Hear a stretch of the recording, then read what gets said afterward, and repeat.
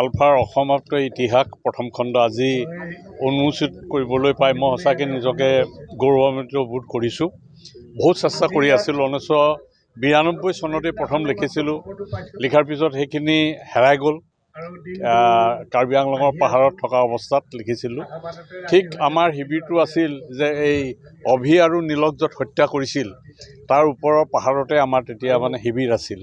সেইটো মই নিজে প্ৰতিষ্ঠা কৰিছিলোঁ। তাতে আৰম্ভ কৰিছোঁ, কিন্তু সেইখিনি হেৰাই গ'ল। মই বাংলাদেশলৈ গুচি গ'লোঁ। বাংলাদেশত পৰা ঘূৰি আহি দেখিছোঁ কেম্পু নামক লিখনিখিনিও গ'ল।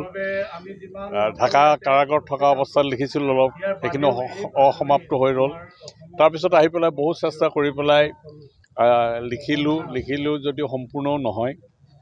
কাৰণ মই জড়িত হোৱা এইখিনি কথাহে লিখিছোঁ ইয়াত, আৰু ইয়াত সংযোজন কৰিব লাগিব আমাৰ সতীৰ্থসকলৰ বিভিন্নজনৰ বিভিন্ন মতামত।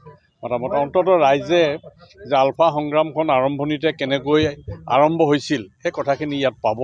লিখনিৰ জৰিয়তে আমি জনাইছোঁ।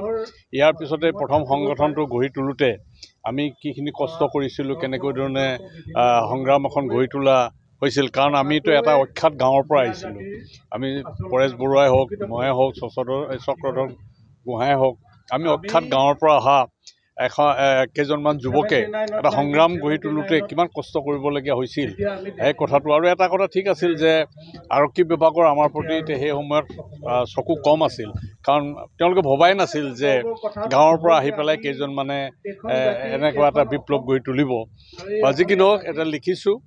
লিখি পেলাই কিমানখিনি সফল হ'ব এইটো ৰাইজে বিচাৰ কৰিব।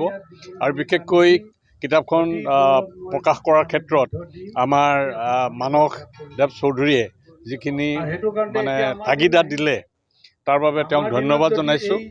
আৰু খৰধৰকৈ লিখাত বহু কথা ৰৈ গৈছে। আমি আশা কৰিছোঁ যে মই বিশেষকৈ আশা কৰিছোঁ যে দ্বিতীয় সংস্কৰণটো বা দ্বিতীয় খণ্ড অহা বছৰলৈ মই উপহাৰ দিম বুলি ৰাইজৰ ওচৰত দিব পাৰিম বুলি আশা কৰিছোঁ। তাত যথেষ্টখিনি দলিল সম্বলিত হ'ব আৰু কিছু কথা থাকিব।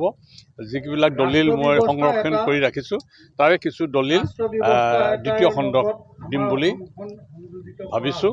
আৰু আশা কৰিছোঁ ৰাইজে তাক আদৰি ল'ব আৰু অসমৰ সংগ্ৰামখনৰ আলফা সংগ্ৰামখনৰ সম্পৰ্কে ইয়াৰ পৰা কিছু তথ্য লাভ কৰিব পাৰিব।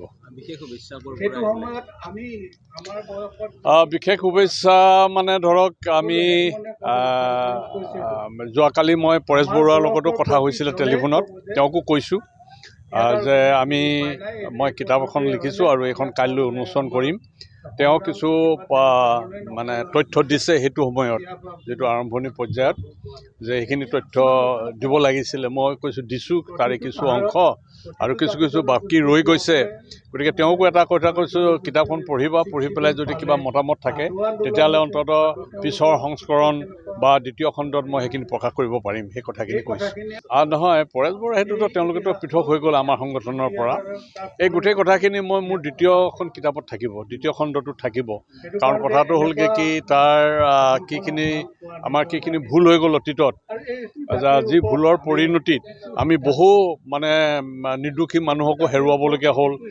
কিয় হ'ল এই গোটেই কথাখিনি মোৰ দ্বিতীয় খণ্ডটোত সেইখিনি মই পৰ্যালোচনা হিচাপে নিৰপেক্ষভাৱে মই দাঙি ধৰিম।